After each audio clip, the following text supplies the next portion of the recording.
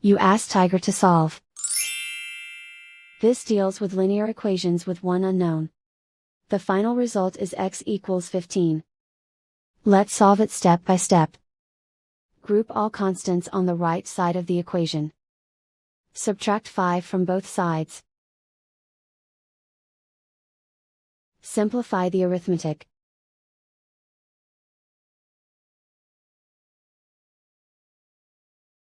Isolate the x. Multiply both sides by 5. Group like terms.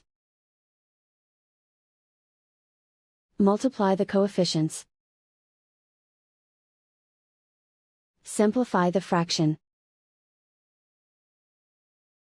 Simplify the arithmetic.